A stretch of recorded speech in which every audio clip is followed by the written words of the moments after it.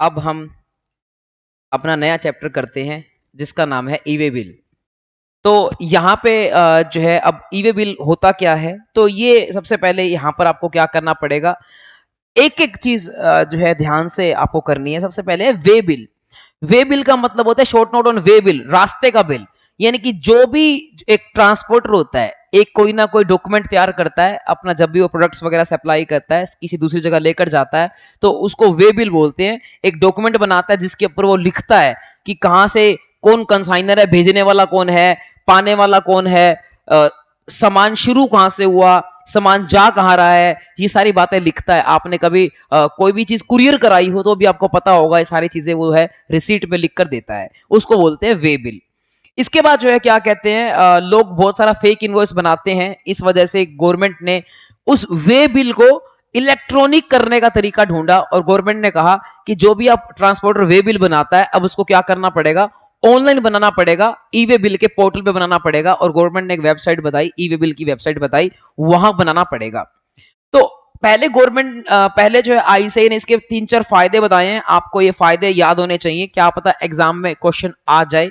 तो फायदे हैं, पहला फायदा ये है कि भाई ये डिजिटल इंटरफेस, सब कुछ ऑनलाइन होता है, ऑनलाइन बन जाता है और पूरे इंडिया का एक ही ई वे बिल बन जाता है।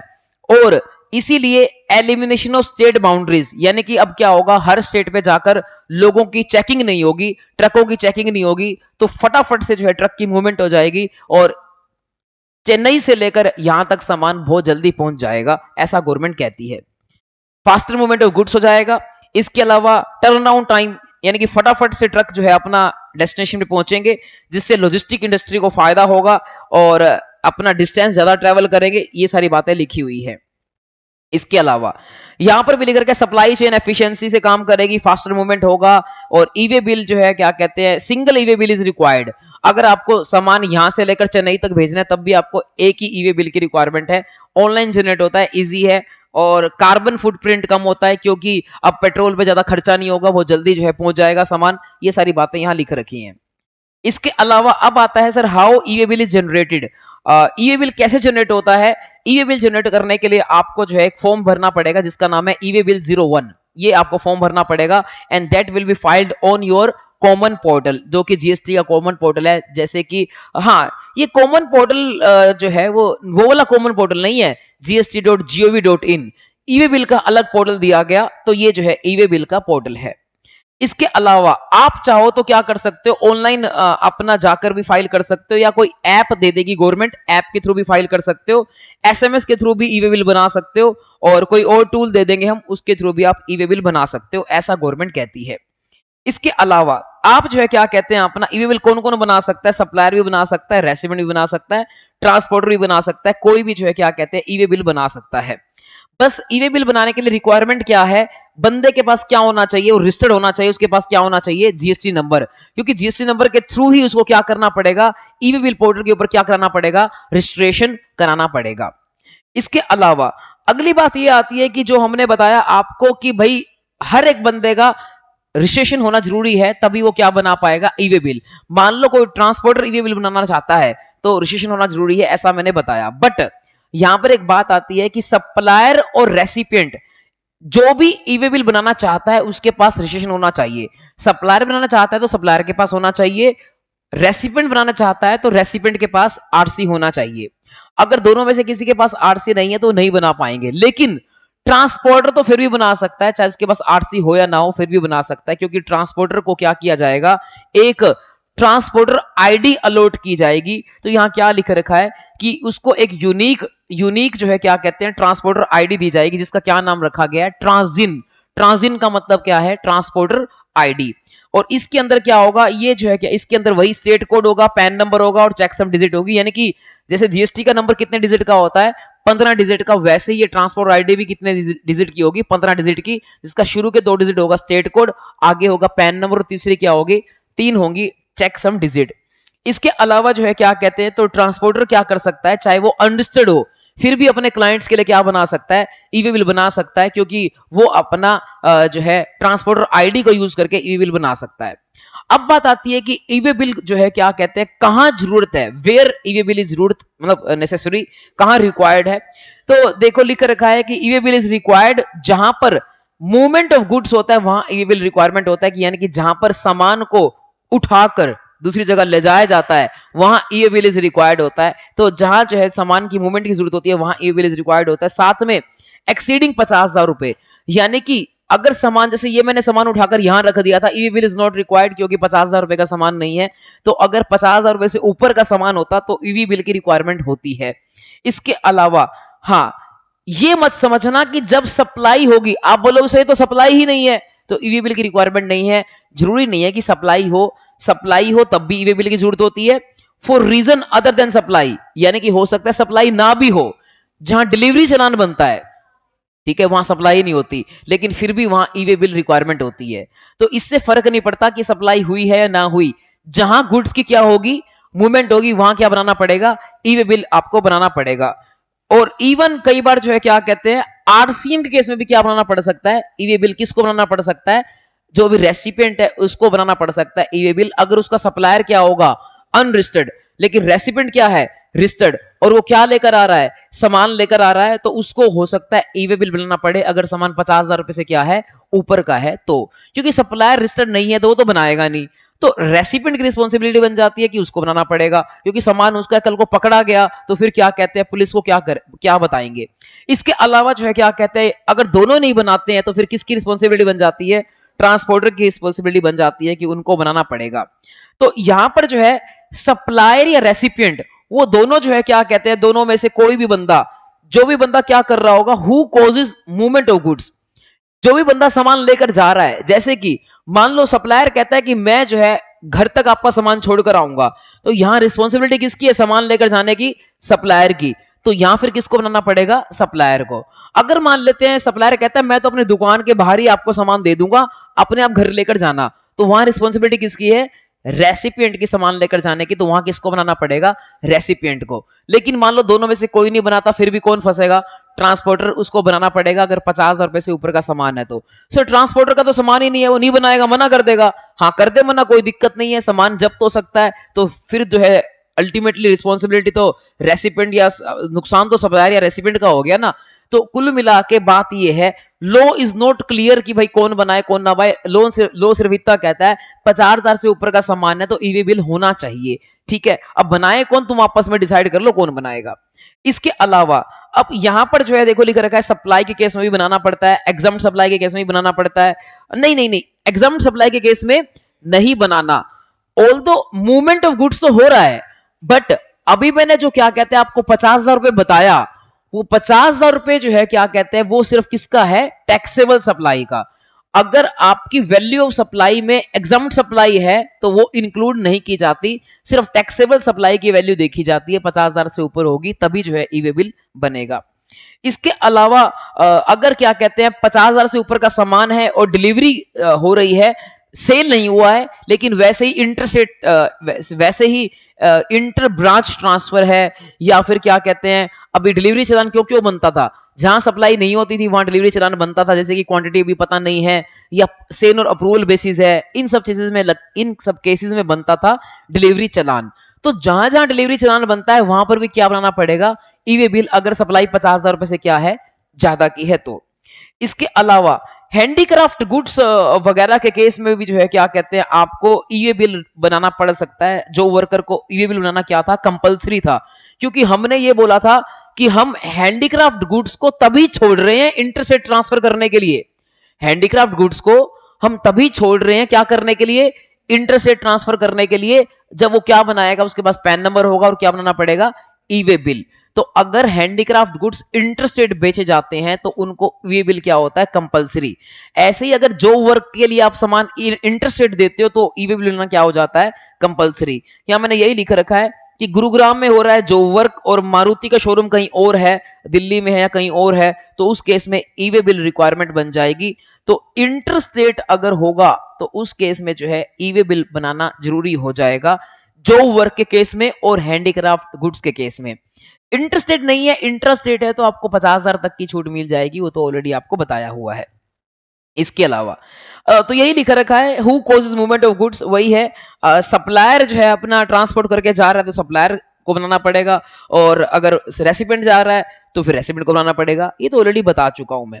फिर आता है कि वैल्यू ऑफ गुड्स में क्या आएगा, जैसे कि मैंने आपको बताया कि वैल्यू ऑफ गुड्स होनी चाहिए 50,000 से ऊपर, तब क्या बनाना पड़ेगा, ई वे बिल।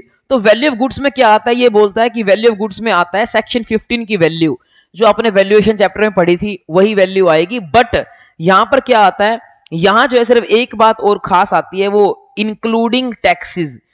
वैसे वैल्यू ऑफ सप्लाई चैप्टर में हमने पढ़ा था कि जीएसटी ऐड नहीं होता, लेकिन सिर्फ for the purpose of calculation of limit for the e way bill, तो उस केस में हमें टैक्सेस भी क्या करने पड़ते हैं, ऐड करके चेक करना पड़ता है। तो आपको जो है क्या करना है, टैक्सेस भी ऐड करके चेक करना है इसके अलावा। लेकिन आपको एक्सक्लूड करके चलना है किसकी वैल्यू, एग्जम्प्ट सप्लाई की वैल्यू, यानी कि आपको एग्जम्प्ट सप्लाई की वैल्यू को क्या करके चलना है, एक्सक्लूड करके चलना है, वो नहीं काउंट करना। तो क्रक्स क्या है, टैक्सेस तो ऐड होंगे बट एग्जम्प्ट सप्लाई ऐड नहीं होगी, तो आपको 50,000 रुपए चेक करके चलना है। जैसे यहां पर 48,000 रुपए का सामान था और जिसमें 18% टैक्स लगता है, तो इतना हो गया, ये 50,000 से ऊपर हो गया, इसको क्या बनाना पड़ जाएगा, ई वे बिल बनाना पड़ जाएगा। इसके अलावा जो है क्या कहते हैं, लिख रखा है, ये मैंने आपको बता ही दिया, interstate transfer of handicraft goods जो है उस केस में अपना by a person exempted from obtaining station, हाँ उसको कंपलसरी हो जाएगा, उसको जो है ई वे बिल बनाना पड़ेगा, चाहे लेस देन कितना हो, 50,000 क्यों ना हो। ये तो मैं ऑलरेडी आपको बता चुका हूं।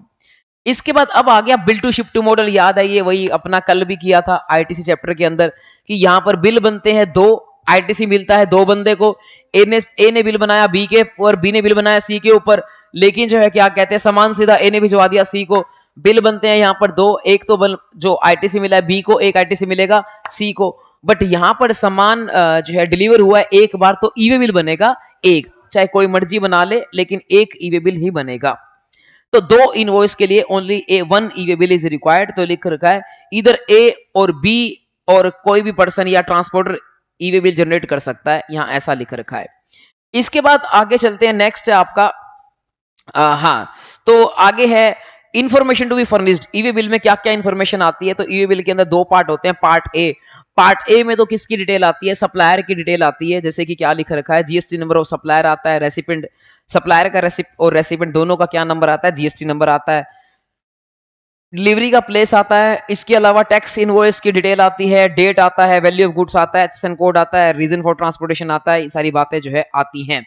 और पार्ट ए कौन भरेगा, जो भी पर्सन क्या करके जा रहा होगा, कोजिंग मूवमेंट, जो भी मूवमेंट कोज करेगा, यानी कि जो भी सामान लेकर जा रहा होगा, चाहे सप्लायर लेकर जाए चाहे रेसिपेंट लेकर जाए, उसको जो है क्या कहते हैं, ये ई वे बिल का पार्ट ए भरना पड़ेगा। पार्ट बी कौन भरेगा, ट्रांसपोर्टर भरेगा, और ट्रांसपोर्टर में यहां पर वो अपना रिसीट नंबर लिखेगा, अपना रेलवे का नंबर भी लिख सकता है। देखो, क्योंकि रेलवे के केस में रेलवे कहती है मैं तो कोई काम नहीं करूंगी, तुम्हें करना पड़ेगा, तो रेलवे के केस में तुम्हें जो रेलवे से रिसीट मिलेगी ना, वो नंबर तुम ही भर देना, और क्या कहते हैं, उसमें सिर्फ एक ही नंबर भरना पड़ेगा, आपका ई वे बिल हो जाएगा तैयार। क्योंकि रेलवे के केस में क्या होता है, आप जब गुड्स की डिलीवरी लेने जाते हो ना, तब आपको पूरा ई वे बिल तैयार होना चाहिए। जब गुड्स हैंड ओवर करने जाते हो रेलवे को, तो सिर्फ पार्ट ए भरा होना चाहिए, पार्ट बी बाद में भर सकते हो। तो जो रेलवे से रिसीट मिलेगी वो आप उस पार्ट बी में लिख देना, आपके लिए सफिशिएंट हो जाएगा। ऐसी एयरवे बिल होता है, यानी कि आप जो है अपना फ्लाइट से कोई सामान भेजते हो, वहां पर भी सेम होगा कि पार्ट ए आपने पहले भर दिया होना चाहिए, और पार्ट बी आप जब डिलीवरी लेने जाओगे उससे पहले भर के जाना, और एयरवे बिल की रिसीट नंबर आप उसमें डाल देना। ये बिल ऑफ लेडिंग वगैरह तो इंपोर्ट वगैरह के केस में होता है, इसको आप छोड़ दीजिए। व्हीकल नंबर आपको देना पड़ेगा, और अगर रोड से ट्रांसपोर्टेशन है तो ये ट्रांसपोर्टर की डिटेल आपको देनी पड़ती है ई वे बिल के पार्ट ए के अंदर, और पार्ट बी के अंदर ये डिटेल देनी पड़ती है। लिख रखा है कि part A can be filed by transporter as well. Part A जो है ट्रांसपोर्टर भी भर सकता है, अगर दोनों नहीं भरते और वो ऑथोराइज करते हैं तो ट्रांसपोर्टर भी भर सकता है, कोई दिक्कत नहीं है। ई कॉमर्स ऑपरेटर या कुरियर एजेंसी भी भर सकती है। अगर ईसीओ के थ्रू अगर सामान बेचा, अमेजोन के थ्रू अगर सामान बेचा जा रहा है, तो अमेजोन भी ई वे बिल बना सकता है, कोई दिक्कत नहीं है। इसके अलावा लिख रखा है हाँ, अगर पार्ट ए में एक बार डिटेल डाल दी जाती है और फिर उससे ना एक टेम्परेरी नंबर जनरेट होता है, वंस कंसाइनर या consignee enters all the details of part A, तो एक टेम्परेरी नंबर जनरेट होता है, और वो नंबर फिर किस में यूज किया जाता है, पार्ट बी की डिटेल्स डालने के लिए यूज किया जाता है। कौन यूज करता है, ट्रांसपोर्टर यूज करता है। इसके अलावा जो है क्या कहते हैं, आगे लिख रखा है e way bill can be generated only after entering the part B. जब तक पार्ट भी भर नहीं देते तब तक ई वे बिल को कंप्लीट हम नहीं मानते हैं, ये बात हमें लिख रखी है। ठीक है, इसके बाद आगे चलते हैं। जब तक आपने व्हीकल नंबर नहीं लिखा तब तक जो है हम ई वे बिल को वैलिड नहीं मानते, ये बात भी इसने लिख रखी है। Who is mandatory required to generate e way bill, किस किस को ई वे बिल जनरेट करना पड़ता है, वही बात लिख रखी है। तो मैंने ऑलरेडी बता ही दिया आपको कि कंसाइनर कंसाइनी कोई भी हो किसको भी करना पड़ेगा, 50,000 से ऊपर का सामान हो तो करना पड़ेगा। तो ये कुछ खास पॉइंट नहीं है, कॉन्सेप्ट नंबर 8 जो है कुछ खास नहीं है। आगे चलते हैं। इसके बाद लिखा रखा है कि मान लो सप्लायर भी अनलिस्टेड है, रेसिडेंट भी अनलिस्टेड है, और फिर भी ट्रांसपोर्टर सामान लेकर जा रहा है 50,000 से ऊपर का, तो ई वे बिल जनरेट करना पड़ेगा किसको, ट्रांसपोर्टर को जनरेट करना पड़ जाएगा। इसके अलावा और क्या लिखा रखा है, where the goods are transport by railways, वही आपको समझा दिया। रेलवे के अगर आप अपना ट्रांसपोर्ट करते हो, no requirement to carry e way bill along with the goods, but railway has to carry invoice.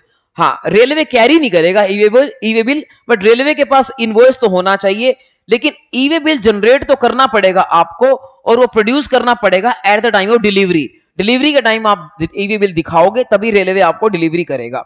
इसके अलावा रजिस्टर्ड पर्सन और ट्रांसपोर्टर में at his option generate and carry the e way bill even if the, हाँ, अगर value 50,000 रुपए से कम भी है तब भी आपकी मर्जी है, आप चाहो तो ई वे बिल कैरी कर सकते हो। रजिस्टर्ड पर्सन और ट्रांसपोर्टर में at his option generate and carry e-way bill even if the value of consignment is less than 50,000 rupees। 50,000 से कम है तब भी क्या आप चाहो तो ई-वे बिल क्या कर सकते हो, बना सकते हो। इसके अलावा फिर the movement is caused by the unregistered person इधर ओन कन्वेंस और हायर्ड कन्वेंस ही और ट्रांसपोर्टर में, ये तो मैंने करा ही दिया कि जब अनरजिस्टर्ड पर्सन होता है तो फिर किसको बनाना पड़ता है, ट्रांसपोर्टर को बनाना पड़ता है। फिर the goods are supplied by unregistered person to recipient, recipient अगर रजिस्टर्ड है तो फिर रेसिपिएंट को बनाना पड़ेगा, ये वाली बात भी मैं आपको करा चुका हूं, इसमें कोई खास पॉइंट नहीं है।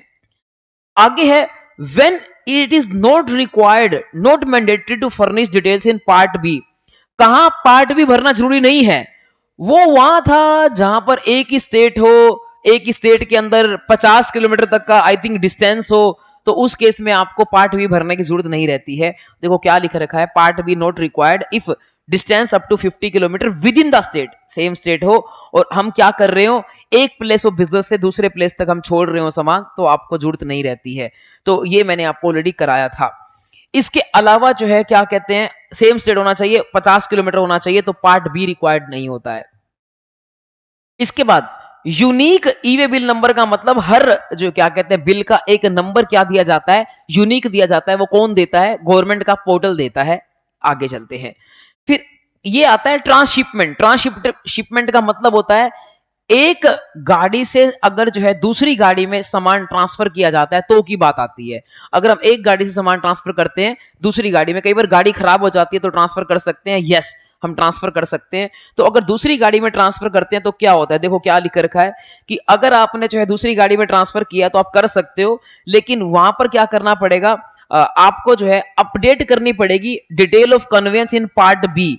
आपको जब मूवमेंट शुरू करने से पहले, बिफोर फर्दर मूवमेंट स्टार्ट करने से पहले आपको पार्ट भी भरना पड़ेगा। पार्ट भी भर दिया, ओके हो गया, अब आप मूवमेंट स्टार्ट कर सकते हो। इसके बाद क्या होगा, इसके बाद ये होगा कि कई बार ओरिजिनल जो अपना कन्वेंस था, original conveyance due to unforeseen अपना एक्सीजेंसीज, कोई ब्रेकडाउन हो गया, कोई चोरी डकैती हो गई जिससे पुराना ट्रक खराब हो गया, तो आप नए ट्रक में ट्रांसफर कर सकते हो। उस केस में क्या होगा, before such transfer update the detail of conveyance. दूसरा ट्रक चालू करने से पहले तुम्हें क्या करना पड़ेगा, ई वे बिल में डिटेल क्या करनी पड़ेगी, अपडेट करनी पड़ेगी। यानी कि पहले अपने आप फोन करके सीए को बोल देना, ये तुम्हारा जो भी अकाउंट संभालता होगा उसको बोल देना कि ट्रक खराब हो चुका है, और ऐसा करते भी हैं ड्राइवर, ट्रक खराब हो चुका है एक और ट्रक भेज दो, और पहले वो डिटेल क्या कर देंगे, अपडेट कर देंगे ई वे बिल के अंदर। इसके अलावा लिख रखा है कि कई बार क्या होता है, ट्रांसशिपमेंट होती है, मल्टीपल वेसल्स होते हैं। मल्टीपल वेसल का मतलब क्या होता है, मल्टीपल व्हीकल का मतलब होता है पहले एक ट्रक, फिर उसके बाद छोटा टेम्पू जा रहा है, फिर उसके बाद कुछ और जा रहा है, इस तरीके से। तो सेम सामान 2-3 बार जो है चेंज हो रहा है, तो उसके अंदर हम कहते हैं कि अपना जो है क्या कर सकते हो, आप अपडेट करते रहो व्हीकल नंबर, हमें कोई दिक्कत नहीं है, 2 बार अपडेट करो, 3 बार अपडेट करो, बस अपडेट करते रहो। अगले व्हीकल में सामान लोड करने से पहले पहले क्या कर दो, अपडेट कर दो, हमें कोई भी दिक्कत नहीं है। बस आपको पार्ट बी अपडेट करना पड़ेगा, पार्ट ए अपडेट नहीं करना, सिर्फ आपको पार्ट बी अपडेट करना पड़ेगा। आपको लॉगिन करके आपको बस क्या करना है, अपडेट करना है part B as many times as he wants. जितनी बार करना चाहते हो कर सकते हो, but updation should be made within validity period. आपको ये भी बताऊंगा मैं कि भाई एक ईवी बिल की क्या होती है, वैलिडिटी होती है। तो जो भी आपको चेंज करना है वो कैसे करना पड़ेगा, आपको उस वैलिडिटी के अंदर ही चेंज करना पड़ेगा। इसके अलावा मल्टीपल मोड ऑफ ट्रांसपोर्टेशन भी कई बार इन्वॉल्व होती है। अगर हाँ, तो अगर आप नया मोड ऑफ ट्रांसपोर्टेशन करना है उसमें भी आप कर सकते हो। क्या क्या मतलब है कि पहले आपने क्या किया, यहां से सामान लेकर गए ट्रक के अंदर रेलवे तक, फिर रेलवे से सामान आगे गया, फिर रेलवे से वापस से ट्रक में लोड होकर गया। तो अगर मान लेते हैं मोड ऑफ कन्वेंस चेंज हो रहा है, तो भी आप क्या कहते हैं, ईवी बिल के अंदर पार्ट बी में अपडेट करते रहना और आपका जो है काम हो जाएगा, कोई दिक्कत नहीं है।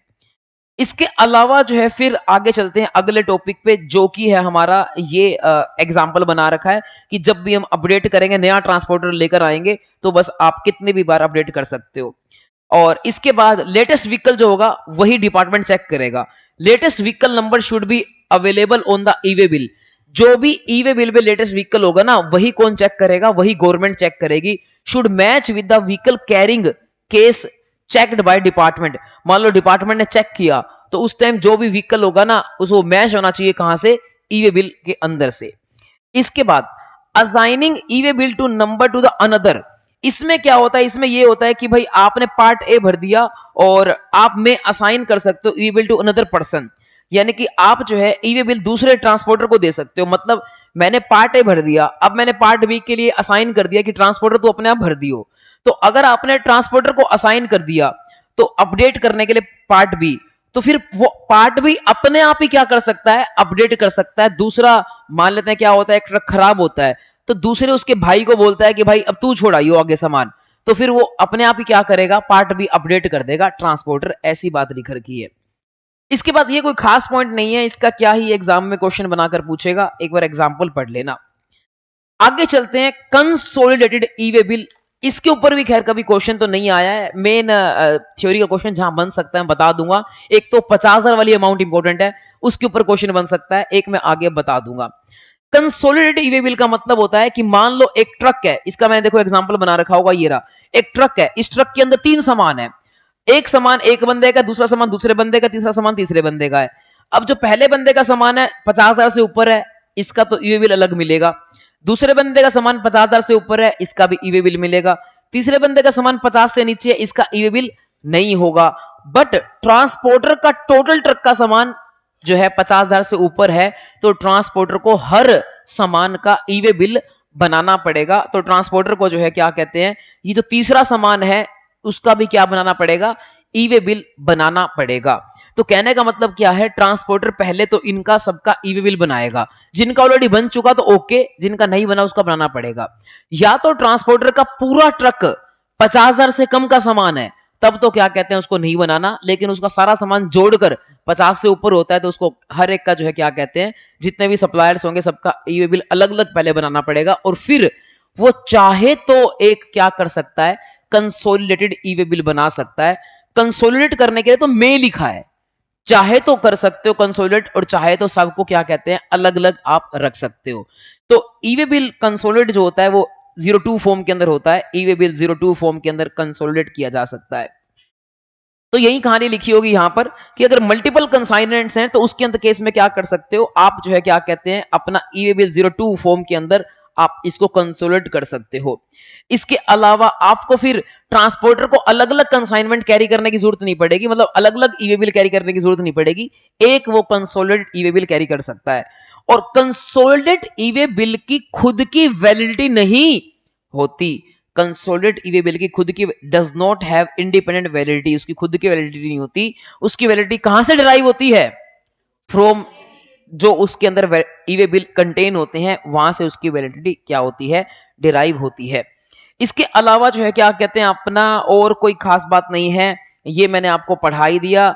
ये एक ऑप्शनल है, ये भी मैंने आपको बता दिया, मैंडेटरी नहीं है। और ई कॉमर्स ऑपरेटर के थ्रू है तो उसको खुद को बनाना पड़ता है, ईसीओ को बनाना पड़ता है। ये लिख रखा है, where the goods transported are supplied through ECO, e bill may be furnished by such ECO और कुरियर एजेंसी। तो ईसीओ खुद बना सकता है, ऐसा लिख रखा है। ये कोई खास पॉइंट नहीं है। इसके बाद जो है क्या कहते हैं अपना ये भी पॉइंट आ गया, हाँ, if multiple invoices are issued by supplier to recipient, a movement of goods for more than one invoice, multiple e-way bills are to have to be generated.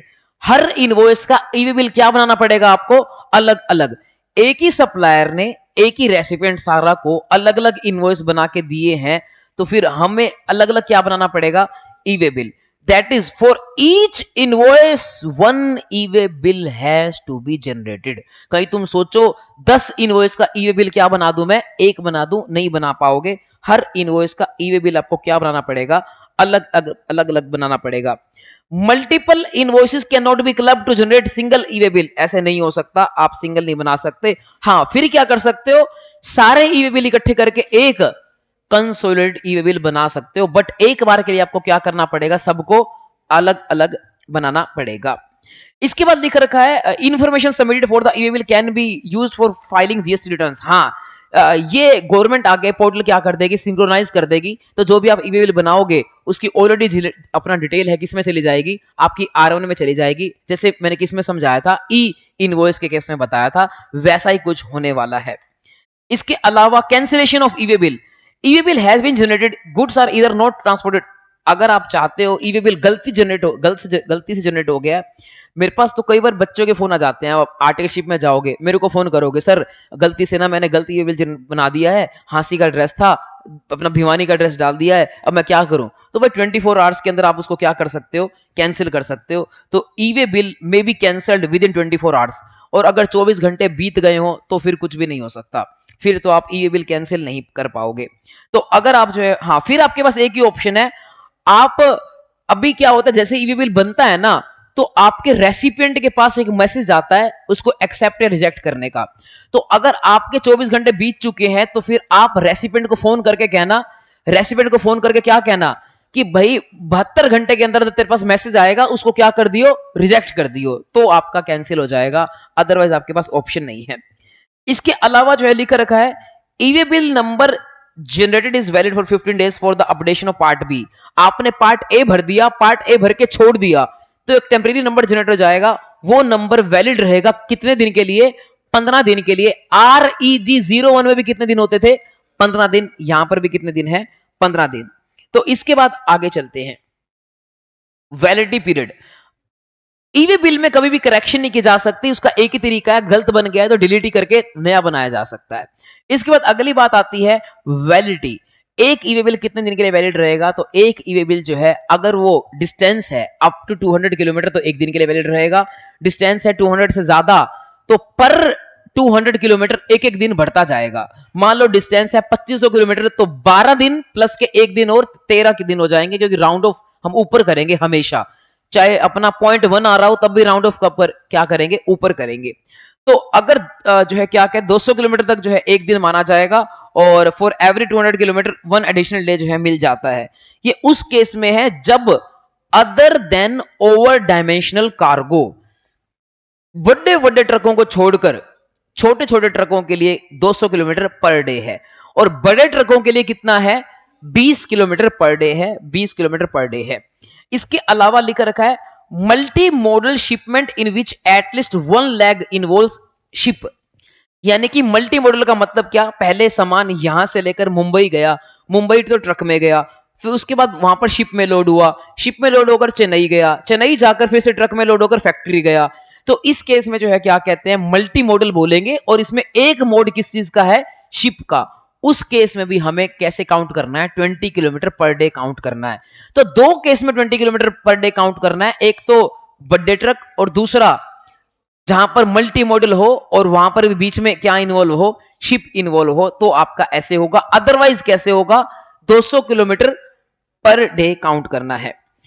इसके अलावा वैलिडिटी शुरू कहां से होगी, validity will start from the date when part B is filled. जब part B fill करोगे तभी आपकी वैलिडिटी जो है क्या कहते हैं, शुरू होगी। वो भी उस दिन को इग्नोर कर देना है। मान लो आज रात को, देखो यहां लिख रखा है, अगर हमने आज जो है क्या कहते हैं, सुबह सुबह 14 मार्च को सुबह सुबह 4 बजे ई-वे बिल जनरेट किया, पार्ट बी भरा, तो उस दिन को तो भूल जाओ, 14 मार्च को पूरा भूल जाओ, 15 मार्च से दिन गिनने होंगे आपके, क्या होंगे, शुरू होंगे। तो 15 मार्च जो है आपका पहला दिन होगा, 16 मार्च आपका दूसरा दिन होगा, 15 मार्च की रात के 12 बजे पहला दिन होगा, 16 मार्च की रात के 12 बजे जो है अपना दूसरा दिन होगा, ऐसा होगा। इसके अलावा या फिर आपने मान लो 14 मार्च की रात को 11:58 में पार्ट बी भरा है, तो 14 मार्च को भूल जाओ, 15 मार्च से आपका पहला दिन शुरू हो जाएगा, 15 मार्च को पहला दिन होगा, 16 मार्च को दूसरा दिन होगा। इसके बाद जो है क्या कहते हैं, यही बात हमारे पास आती है। और एक और बात ये भी आती है कि आपको जो है क्या करना है, आपको जो है पार्ट बी भरने के बाद ही ये दिन स्टार्ट होंगे, और पार्ट बी भरने के बाद ही आपको क्या करना है, गुड्स की मूवमेंट शुरू करनी है, पहले शुरू नहीं करनी। Accept in case of railway वगैरह, वहां पर आप जो है पार्ट ए भरते ही क्या कर सकते हो, शुरू कर सकते हो।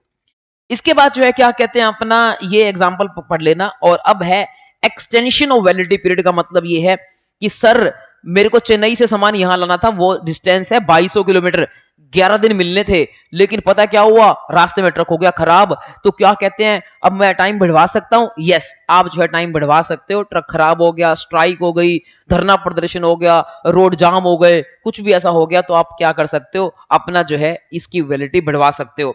तो कहता है कि भाई वैसे तो वैलिडिटी नहीं बढ़ती है, कैन नॉट बी एक्सटेंडेड नहीं बढ़ती है, लेकिन इन फॉलोइंग केसेस में बढ़ सकती है। अगर कमिश्नर चाहे और वो भी आप क्या कहते हैं अपना तो एक्सटेंड कर सकता है, अपना वैलिडिटी बढ़ा सकता है। और जो वैलिडिटी बढ़ाई जाएगी वो अपना आपको क्या करना पड़ेगा, पहले बढ़वानी पड़ेगी। वो किस कारणों से बढ़ा सकते हो, नेचुरल कैलेमिटी होगी, बाढ़ आ गई, लो एंड ऑर्डर इश्यू हो गए, यानी कि हड़तालें हो गई, या फिर अपना जो है ट्रांसशिपमेंट में डिले हो गया, ट्रक ट्रांसफर करना था उसमें डिले हो गया, एक्सीडेंट हो गया वगैरह वगैरह, इन सब रीजन की वजह से आप बढ़वा सकते हो। लेकिन आपको कब अप्लाई करना पड़ेगा, वैलिडिटी ऑफ ई-वे बिल में be extended with in 8 hours from the time of its expiry. 11 दिन की अपना एक्सपायरी थी, 11 दिन खत्म होने के 8 घंटे के अंदर अंदर आपको क्या करना पड़ेगा, अपना वैलिडिटी बढ़वानी पड़ेगी। मतलब रात को 12 बजे खत्म होना था, तो सुबह 8 बजे तक आपको क्या करना पड़ेगा, वैलिडिटी इसकी बढ़ानी पड़ेगी, या तो पहले ही बढ़वा लो। इसके अलावा जो है वही बात आ गई एक्सेप्टेंस ऑफ ई-वे बिल, यानी कि मान लो ई-वे बिल मैंने जनरेट किया है, तो मैसेज किसके पास जाएगा, दूसरे बंदे के पास, उसको क्या कहते हैं, एक्सेप्ट या क्या करने का, रिजेक्ट करने का। तो अगर जो है सप्लायर ने बनाया है तो मैसेज जाएगा रेसिपिएंट के पास, ट्रांसपोर्टर के पास। रेसिपिएंट ने बनाया तो मैसेज जाएगा किसके पास, सप्लायर के पास, ट्रांसपोर्टर के पास। और उनको कॉमन पोर्टल पे भी मैसेज जाएगा, और साथ में जो है क्या कहते हैं, उनको मैसेज वगैरह, टेक्स्ट मैसेज वगैरह भी जाएगा। और उनको क्या करना है, उनको रिजेक्ट करना है। अगर उनको लगता है कि गलती से मेरा नंबर डल गया है तो रिजेक्ट करना है 72 hours from the date of being made available to him on the common portal. Message receive होने के 72 घंटे के अंदर अंदर उनको क्या करना पड़ेगा, एक्सेप्ट या रिजेक्ट। और अगर उन्होंने नहीं किया तो हम मान लेंगे कि उसने एक्सेप्ट कर लिया। तो अगर उसको रिजेक्ट करना है तो मैसेज आने के 72 घंटे के अंदर उसको क्या करना पड़ेगा, रिजेक्ट जो है वो करना पड़ेगा ई-वे बिल को। इसके अलावा मान लेते हैं 72 घंटे से पहले सामान पहुंच ही गया हो, तो फिर जो है क्या कहते हैं, वो रिजेक्ट नहीं कर पाएगा। सामान पहुंचने या 72 घंटे से पहले पहले उसको क्या कहते हैं, रिजेक्ट करना पड़ेगा। इसके अलावा जो है अगली बात आती है कि भाई ये क्वेश्चन बन सकता है, भाई वैसे तो पहले वाले क्वेश्चन भी बन सकते थे, लेकिन ये खास बन सकता है क्योंकि ये बात ये है कि किन किन केसेस में e-way bill is not required. तो किन किन केसेस में e-way bill is not required, सबसे पहले लिखा रखा है एलपीजी गैस सिलेंडर अगर जा रहे होते हैं, एलपीजी गैस अगर जा रही होती है, where goods being transported are once, LPG अगर गैस जा रही होती है टू हाउस होल्ड, घर पे बिकने के लिए, हमारे घर पे भी सिलेंडर देने आता है छोटी सी अपना गाड़ी लेकर, क्या बेचारा ई-वे बनाएगा, उसकी शक्ल देखी है आपने। इसके बाद केरोसिन ऑयल, या फिर आपका मिट्टी का तेल आता है, कहां पर मिट्टी का तेल आता है, पब्लिक डिस्ट्रीब्यूशन सिस्टम, यानी कि वो अपना डिपो नहीं होता, डिपो, डिपो के अंदर मिट्टी का तेल आता है लोगों में बंटने के लिए, तो उसके केस में भी जो है जरूरत नहीं है ई-वे बनाने की। या फिर डाकिया डाक लाया, जो डाकियों की जो गाड़ी आती है ट्रांसपोर्टेशन की, लाल लाल कलर की गाड़ी होती है, लिख रखा होता है डाक वाहन, उसके अंदर भी जो है क्या कहते हैं, बहुत सारी चिट्ठियां जाती हैं, अपना ट्रैवल करती हैं, आप उसमें भेजते हो, तो वो सब उनका भी नहीं बनाना पड़ता। इसके अलावा गोल्ड वगैरह का नहीं बनाना पड़ता, अपना पर्ल्स, प्रीशियस मेटल्स का, स्टोन्स का, ये इनका भी जो है ई-वे बिल नहीं बनाना पड़ता। और ज्वेलरी, गोल्ड स्मिथ वगैरह यानी कि सुनारों को नहीं बनाना पड़ता, क्योंकि बहुत महंगा प्रोडक्ट होता है, गवर्नमेंट कहती है इनको कोई जरूरत नहीं है बनाने की। लेकिन यहां एक अमेंडमेंट आई थी, except imitation jewellery, artificial jewellery अगर लेकर जा रहे हो तो बनाना पड़ेगा, अपना प्रॉपर गोल्ड की ज्वेलरी लेकर जा रहे हो तो कोई जरूरत नहीं है। करेंसी, करेंसी का जो है क्या कहते हैं, ईवे बिल जो है अपना बनाना नहीं पड़ता है, करेंसी पे जीएसटी नहीं लगता, पर्सनल चीजों पे नहीं लगता। मैं अपना घर के लिए टीवी लेकर जा रहा हूं, कोई जरूरत नहीं है। कोरल या फिर वही कोरल तो वही होता है अपना, मेटल्स होती हैं प्रीशियस, कोरल महंगा होता है, ठीक है, मेटल्स होती हैं या कोई इस तरह की चीजें होती हैं, पल्स वगैरह, तो इनका जो है ईवे बिल की रिक्वायरमेंट नहीं रहती है। इसके अलावा आगे आता है when goods are transported by the non motorized conveyance, रेडी के ऊपर अगर जा रहा होता है या फिर बैलगाड़ी, टुक टुक टुक टोंगा वगैरह, इनके ऊपर अगर जा रहा है, ट्रैक्टर ट्राली, नहीं ट्रैक्टर ट्राली पे तो मोटराइज हो गया, लेकिन नॉन मोटराइज कन्वेयंस से अगर सामान जा रहा होता है तो भी ईवे बिल की रिक्वायरमेंट नहीं होती है। इसके अलावा अगर सामान जा रहा है from being transported from custom port, custom port से लेकर अगर सामान जा रहा है अपना जो है कहां तक, custom port, airport, air cargo complex या land custom station to inland container depot तक सामान जा रहा है। इसका मतलब क्या है, इसका मतलब ये है कि भाई ये जो है मान लो तो पोर्ट है, इस पोर्ट से लेकर, और शहर के अंदर होता है ड्राई पोर्ट, इससे लेकर यहां तक अगर सामान जा रहा है तो भी आपको जो है ईवे बिल की रिक्वायरमेंट नहीं रहती है। तो इनलैंड कंटेनर डिपो या कंटेनर फ्रेट स्टेशन बोलते हैं ड्राई पोर्ट को, ड्राई पोर्ट का मतलब जो शहर के बीच में होता है, और वहां से सामान जा रहा है पोर्ट तक तो भी आपको जो है ईवे बिल की रिक्वायरमेंट नहीं है, क्योंकि ये अडानी के अंतर्गत जाएगा, यानी कि जो भी पोर्ट का मालिक होगा उसके अंतर्गत जाएगा। इसके अलावा जो है क्या कहते हैं, movement of goods with in such areas, notified areas के अंदर जा रहा हो तो भी जरूरत नहीं होती है, कोई खास बात नहीं है। तो इसके अलावा अगर आप गुड्स लेकर जा रहे हो एग्जम्प्ट, एग्जम्प्ट गुड्स के ऊपर नहीं होती है जरूरत, ऑलरेडी बता चुका हूं मैं आपको। दारू के लिए कोई जरूरत नहीं है, पेट्रोलियम की जरूरत नहीं है, क्योंकि वो क्या है, नॉन टैक्सेबल सप्लाईज। अब मैं दारू की पेटी लेकर जा रहा था, भाई कोई जरूरत थोड़ी ना है, क्या दिक्कत है, ईवे बिल नहीं, जरूरत नहीं है, टैक्स उस पर लगता ही नहीं है, जीएसटी लगता ही नहीं है। इसके अलावा पर्सनल के लिए वो भी अलग बात है, बाकी दारू पे लगता भी नहीं है। इसके अलावा शेड्यूल 3 के अंदर जो चीजें सप्लाई ही नहीं है, किसी डेड बॉडी को लेकर जा रहे हो, ईवी बिल बनाओगे, कैसा लगेगा, ऐसा ही नहीं है, ठीक है। इसके अलावा आगे लिखा रखा है goods are being transported under custom bond from inland container depot to the custom, ये तो बता ही दिया आपको, कस्टम की ऑब्जर्वेशन के अंदर जा रहा होता है ना गुड्स, क्योंकि कंटेनर फ्रेट स्टेशन यानी कि जो इनलैंड पोर्ट होता है, यानी कि ड्राई पोर्ट होता है, उससे जो सामान जा रहा होता है असली वाले पोर्ट तक, वो कस्टम की ऑब्जर्वेशन में होता है, तो उसका ईवे बिल की जरूरत नहीं रहती है। नेपाल से सामान जा रहा है, कार्गो जा रहा है किसकी तरफ, गुड्स इन ट्रांजिट, मतलब नेपाल को जब भी एक्सपोर्ट करना होता है, बेचारे के पास पानी तो है ही नहीं, तो एक्सपोर्ट किसके थ्रू करता है, इंडिया में कोलकाता के अंदर जो पोर्ट है वो यूज करता है। तो नेपाल से सामान जाएगा कोलकाता, उसके लिए भी क्या कहते हैं, अपना ईवे बिल की जरूरत नहीं है, क्योंकि सामान हमारा है ही नहीं, सामान किसका है, नेपालियों का है। इसके बाद आगे चलते हैं, goods being transported exempt, exempt goods हैं तो भी नहीं होता, ये तो मैं ऑलरेडी बता चुका हूं। फिर आगे चलते हैं, ये है ministry of defence, defence ministry, सलाम, डिफेंस मिनिस्ट्री का अगर सामान जा रहा है तो अपना तोप वगैरह जा रही होती हैं, और तो जो भी अपना इक्विपमेंट जा रहे होते हैं उनकी कोई भी जरूरत नहीं है। इसके अलावा where the consignor of goods is government, अगर गवर्नमेंट कंसाइनर है, गवर्नमेंट है भेजने वाली, तो गवर्नमेंट को भी ईवी बिल जनरेट करने की जरूरत नहीं है। हाँ, अगर गवर्नमेंट भेज रही है बाय रेल, रेलवे के थ्रू गवर्नमेंट अपना सामान भेज रही है तो भी कोई भी जरूरत नहीं होती है ईवे बिल बनाने की। एम्प्टी, खाली कार्गो जा रहा है, खाली डब्बे जा रहे हैं, खाली डब्बे में क्या ही बनाओगे तुम, ईवे बिल खाली है बेटे वो तो। इसके बाद सामान जा रहा है तुलने के लिए अप टू 20 किलोमीटर, तुलने के लिए सामान जा रहा है, मान लो यहां पर जो है क्या कहते हैं, कोई इस तरह का वेइंग मशीन होता है, धर्म कांटा बोलते हैं, वहां तक तुलने के लिए जा रहा है और उसका डिस्टेंस 20 किलोमीटर तक होना चाहिए, तो कोई भी जरूरत नहीं है। या गैस के खाली सिलेंडर जा रहे हैं तो भी कोई भी जरूरत नहीं है आपको जो है ईवे बिल बनाने की, e-way bill is not required. इसके बाद जो है क्या कहते हैं, अब आ जाते हैं, पेज नंबर है हमारे पास 17, जिसमें लिख रखा है क्या क्या डॉक्यूमेंट कैरी करने पड़ेंगे अपना ट्रक ड्राइवर को, ट्रक ड्राइवर के पास क्या क्या डॉक्यूमेंट होने चाहिए। तो ट्रक ड्राइवर के पास इनवॉइस होना चाहिए, बिल ऑफ सप्लाई होना चाहिए, या डिलीवरी चालान होना चाहिए, एज द केस में भी, यानी कि अगर सप्लाई होगी तो इनवॉइस होना चाहिए, एग्जाम्प्ट सप्लाई होगी बिल ऑफ सप्लाई होना चाहिए, अदर देन सप्लाई होगा तो डिलीवरी चालान होना चाहिए, एंड साथ में उसके पास क्या होना चाहिए, ईवे बिल की एक फिजिकल कॉपी होनी चाहिए, बहुत जरूरी है उसके पास ईवे बिल होना। साथ में उसके पास एक RFID रेडियो फ्रीक्वेंसी डिवाइस होना चाहिए, वो अभी लगा नहीं है बट फ्यूचर में ट्रकों के अंदर ऐसा डिवाइस लग जाएगा ताकि ट्रक वाले जो है चोरी चकारी ना कर सके। इसके बाद जो है क्या कहते हैं, अब चलते हैं आगे, जो कि है वैलिडिटी का क्वेश्चन तो करा ही दिया, इसको तो क्या ही करना है, और ये अपना ट्रांसशिपमेंट बता दिया, ये भी हो गया। Invoice reference number in lieu of tax invoice. हाँ, ये क्या है? अगर आपने इनवॉइस बनाया कौन सा? ई वे नहीं, ई इनवॉइस। अगर आपने इनवॉइस कौन सा बनाया है? E invoice, then you are not required to carry your invoice और e way bill, then only IR number is sufficient. Invoice का जो नंबर होता है और क्यूआर कोड भी सफिशिएंट रहता है, तो have embedded in the IR number में जो होता है वही आपका सफिशिएंट होता है in lieu of the physical copy of invoice. Physical copy of invoice की जगह वो सफिशिएंट होता है। और इवन उस बंदे को तो ई वे बिल में इंफॉर्मेशन अपलोड भी नहीं करनी पड़ेगी, ऐसा भी लिखा हुआ है। इसके बाद है क्या हम ई वे बिल की जगह कोई और डॉक्यूमेंट चल सकते हैं?